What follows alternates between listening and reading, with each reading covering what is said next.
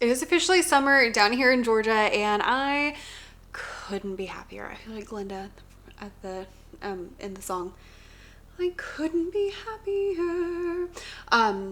Because we're excited. I do love teaching, but it's nice to be on summer break. However, I was answering some questions in the Facebook group this morning, and there was a question that really stood out that somebody asked, and like 3 or 4 people liked or hearted or whatever it is you do on the Facebook. And that question was about posting content. They're like, and I got kind of a couple different versions of this. Like, should I be posting things in the summer? Should I be sending emails in the summer? Should I be doing all these things? So I thought we should talk about that today. Should you post in the summer? If so, what should you post? How much should you post? These are all great questions that we're going to answer today in this video. So I hope you are ready. All right. So when it comes to should you be posting things, content pieces in the summer? Yes, you should. For a variety of reasons. Reason number 1. We live in the world of algorithms. If you stop posting for 2 months and then you come back, the algorithms are gonna be like, who are you? What are you? Does anyone care about you? I don't know. It could potentially really mess up your accounts. So don't recommend that. Number 2, even if the algorithm remembers who you are, the people following you might not, because if you take 2 months off, and especially if there's someone who like recently joined your email list, recently started following you, they might not remember who you are. And then when you start posting, they were like, who is this person? Or especially if it's in your email list, if you leave them, and then you come back, they're gonna be like, I don't know who this person is. And then they're going to unsubscribe. Been there, done that. I have literally unsubscribed like today from people who had not sent emails in for long enough that I didn't know who they were. So you don't want to, 1, make the algorithm forget who you are. 2, you don't want people to forget who you are. And 3, y'all, not everyone is out of school. Let me say that again. Not everyone is out of school. First of all, I probably am more aware of this because my school year starts and ends quite early. We go back in July. Like we're going to be back really early. And so we typically get out a lot earlier than everybody else. So I notice it more than maybe other people do. But even if you got out when like most people got out, not everybody is out. A lot of schools in the US and a lot of schools in the UK, where a lot of TPT buyers are, go through like the whole month of June. People have year-round school and they're still in school. People in Australia are in the middle of their school year, so apologies to all of the Australian people, because we do just leave you hanging a lot of times. And on top of that, there's summer camps, there's summer school. There's so much going on that like it's not the end. Just because you're out of school doesn't mean everyone's out of school. You know? It's business. You gotta think about more than just what's going around right around you. Okay. So if you're wondering, should I be sending emails? Should I be doing Instagram? Should I be doing videos? You know, what, all these things? The answer is yes. Yes, you should. Yes, you should. Especially now when you have time. Okay. Now let's talk about how much and all that good stuff. Okay. Okay, so first of all, I will say that over the summer, you can decrease how much you're sending. So for example, I typically send 2 and a lot of times 3 emails every week to my email list. And during the summer, I will drop down to 1 or 2 instead of 2 or 3. And I will usually tell them, I'll be like, hey, I'm going to be, sending less because a lot of people are out of school and I'm out of school, but I will still send some stuff so that you have some ideas for either if you need them now or if you need them later.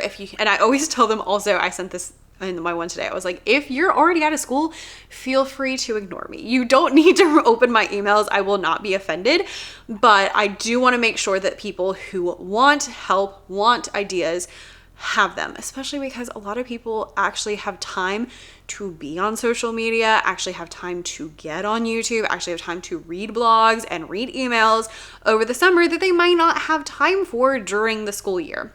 So it's okay to decrease how much you do. On Instagram, I usually post, I would say like 4-ish times a week, depending on the week. And I'll drop down to maybe 2 or 3. And yeah, similar things. YouTube, I'll still post, but I might skip a week. It just, a little bit less frequently is fine, but you don't want to drop off the face of the earth for 2 weeks or 2 months. Oh my word. Years, weeks, months, for 2 months, because it's just going to be a little bit weird. So feel free to do less. And I would say especially you can do less like halfway through June to halfway through July. By the time we get to like June 15th, a good amount of people are out of school, and a lot of the people who are in school are almost done with school. So they're kind of like wrapping up anyway. And so that's kind of a good time to go less.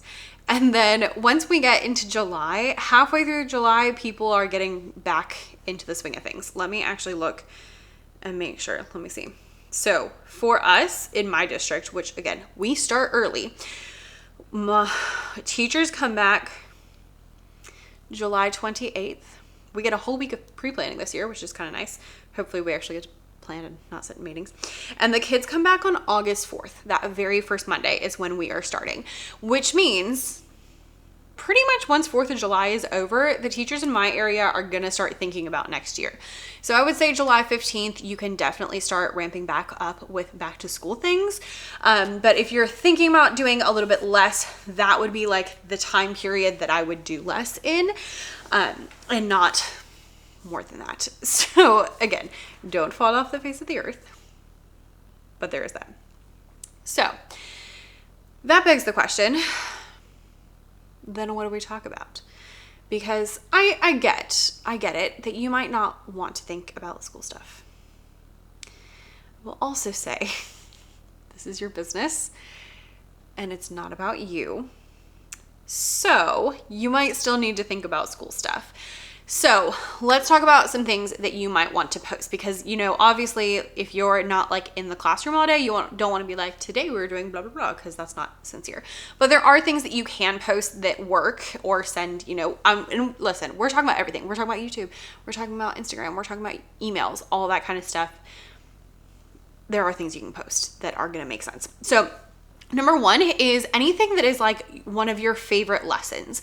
If you have favorite activities you've done, favorite games, favorite lessons, those kind of things are things that you can post about. Actually, right before I filmed this video, I filmed a video that I'm going to be posting on YouTube that was like 7 of my favorite lessons we did this year.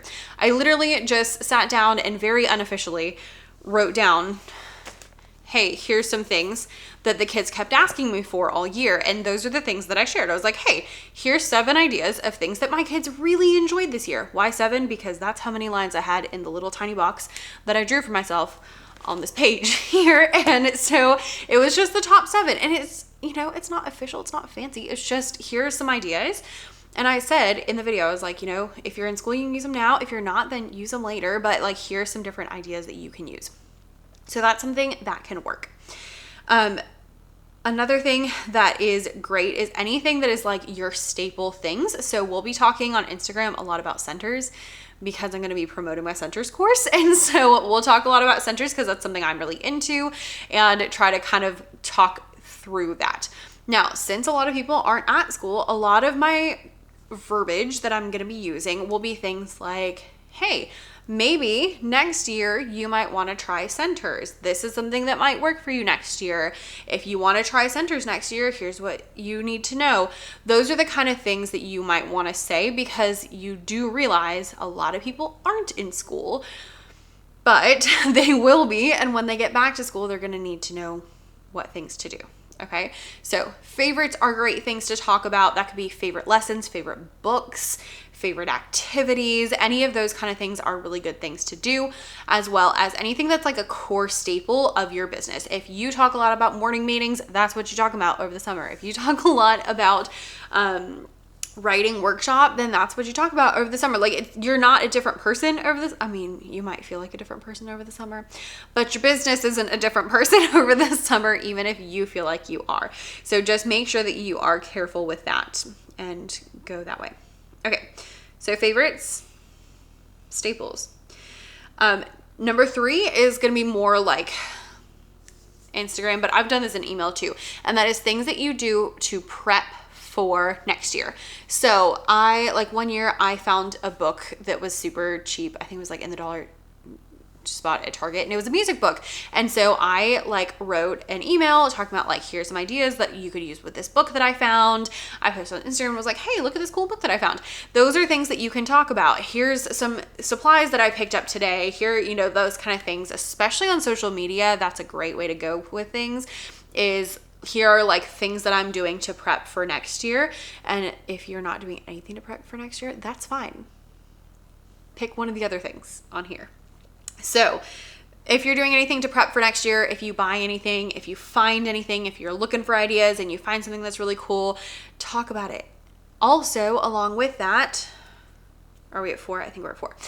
Number 4, it's not written, so now I'm going to get all messed up with my numbers. But number 4 would be if you make things for next year. So if you're making products that people can use next year, you can talk about them. Be like, hey, I just made this really cool new product. It's going to be so much fun to use next year. Here's where you can get it. Those are great things to show because, again, you're prepping for next year. You're getting things ready. You're talking about products that you have in your store. So you want to make sure that people are getting them and buying them and loving them and having them ready to use when it is the end of the year. Now, are people buying a lot of stuff? Absolutely not. I find June and July, I typically make 10% of what I make on a normal month, which means if you normally make $100 a month, in June, if you make $10, you're doing pretty well. 10% is personally how much mine tends to be. Sometimes it creeps up to 20. It just depends on the year. I'm curious if you've been around for a while. Let me know in the comments what percentage June or July is as opposed to a normal month for you. But even if they're not buying things, they're looking at things. They're saving things. They're looking for ideas. They're hanging out on Pinterest. I've spent so many hours on Pinterest in the couple days that I've had of summer already. They're on Instagram. They're on all these things because they have time now. So have them, and you can, if it's on Instagram, save this for later. If it's on Pinterest, save this for later. Those kind of things are really good to use as well. Next up, social media more specifically would be day in the life content. This is something that goes really well in social media, and you can even be day in the life of a teacher on summer break. And this, film a couple clips of your day and put it together and do a little narration. Be like, here's the things that I did today. If it's school related, great. If it's not school related, that's fine because, teachers are humans too. And so maybe you show that side of it, or any fun things that you're doing. You can totally talk about that. People actually usually really like it when I, post pictures of my Disney trips. So feel free to post about day in the life, summer day in the life, what you're up to, all that kind of stuff. Next up is, especially at the end of the school year, reflections is a great thing to talk about. So posting, whether that's email, YouTube, blog, Instagram, I have literally done this on all of those platforms on different years, but that is talking about just what worked in your classroom and what didn't work in your classroom, because that's something that a lot of people are thinking about. You can guide other people through reflecting on their year and what they might want to do next year and all that kind of stuff. And so just going through and reflecting on your year, or helping other people reflect on their year, and talking about what went well and what didn't go well, and maybe what you want to do next year.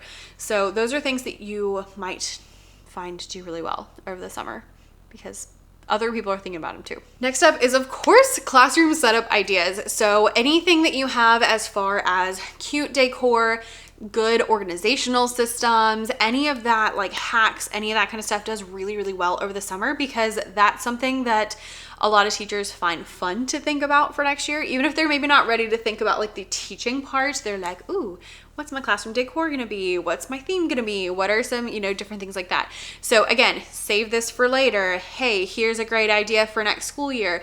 Those are the kind of things that people are really gonna like. So whether that's pictures or reels or videos or whatever, if you can talk through some of your favorite things that you use in your classroom, things that you use every day on your classroom, a video where you link to your favorite things on Amazon, those kind of things would do really well even over the summer, because people are looking for things. Classroom tour, if you're still in the building and you can do a classroom tour, that's great. If it's too late, that's okay. You can post pictures, it's fine. Next up is one that may or may not apply to you, but if you have any sort of professional development available, make sure you promote it. So I have like 2 music teacher courses. So for the end of May into June, I promote my centers course pretty hard. And then when we get into back to school season, I promote my back to school course really hard. And so those are things that teachers have time to do now because they have time for professional development and they can do that. If you don't have those kind of things, that's fine. You could do like a, 1 hour webinar, 1 hour, professional development masterclass, whatever you want to call it. And you can market that and you can talk about that. And that's something you can make a big deal about. I'm doing like an online music teacher summit. And so that's something that I talk about on the Instagram and different things like that as well.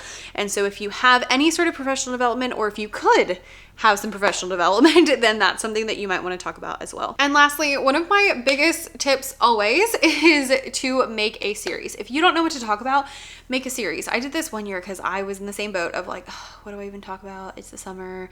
I don't want to think about school. No one wants to think about school. That's not true. But I thought that. And so I made just like a series of, it was just like essentials for music teachers. And so like 1 week we talked about classroom management, and 1 week we talked about teaching melody, and 1 week we talked about rhythm and like different things like that. But we just went through like big concepts and talked through them. You could do like a lesson planning series. You could do a series on, again, one of the essentials of your business. So if you talk a lot about math centers, you can talk about like how to incorporate that. If you talk about writer's workshop, you can talk about how to incorporate that. But just make a series, and that is going to help you because you'll know what to do. And it'll also help teachers because they can follow along with the series. And then they have some really good content over the summer, and it's going to be like, oh, hey, this person is super helpful. They gave me all this free stuff, all these free ideas, whether that's on Instagram or whether that series is on YouTube or on a blog. It doesn't really matter, but it is going to help them. And then when you have something to buy, they're gonna be like, oh, I could do that. You could even, at the end of your series, promote something that you had to buy. Just saying. Okay, so normally at the end, I recap all the things that we have talked about, but I'm not gonna lie, some of those I kind of made up on the fly. I was like, oh, in this one, so I don't even remember what I said. So instead, here's what I'm gonna tell you. Yes, you need to be posting on your social media, on your email, on your whatever. You can decrease the amount that you post, but I would not stop posting completely because people will forget who you are, or the algorithm will forget who you are, or you're gonna forget how to do it. So make sure that you're posting, especially I would say on the more SEO friendly. So like Instagram is more like you have to post in real time, but like YouTube, if you post ahead of time, it will gain more traction if you're posting something that people are searching for. Pinterest, especially, you want to make sure you're posting on Pinterest because Pinterest is like 3 months out. So what you're doing now is going to help you with back to school season, or even into the fall. And so like blog posts, same thing. Like blog posts get better over time. So if you post a blog post now, it'll get more traction later on and you can promote it later on and stuff like that. But make sure, yes, you are promoting things because you're here to have a business. If you want to have business money, you need to do business things, and businesses can't just stop posting for 2 months. If you want to go down to once a week, that's fine. If you want to do it once every other week on, a bigger platform, that's fine. But make sure that you are indeed still posting things, because otherwise, what are we doing here? Okay. I know that's probably not what you wanted to hear. I know that really what you wanted to hear was permission to not post for 2 months. But if you are looking for that, you came to the wrong place. And honestly, you should know that by now. So thanks for watching. I wish I had better news for you of being like, of course you can stop posting for 2 months, but that's not reality. So here we are. Oh, I didn't mention this, but on social media, on email, you can repost stuff. It doesn't have to be new. Okay? Didn't hear from me. Okay, with that one, I'm going to let you go. I'll see you in the next one. If you hit that subscribe button, so make sure that you do that so you'll see the next one, so you get the tips to actually help grow your business, even if it's not what you want to hear, because apparently that's what we talk about here. So, thanks for watching. Bye.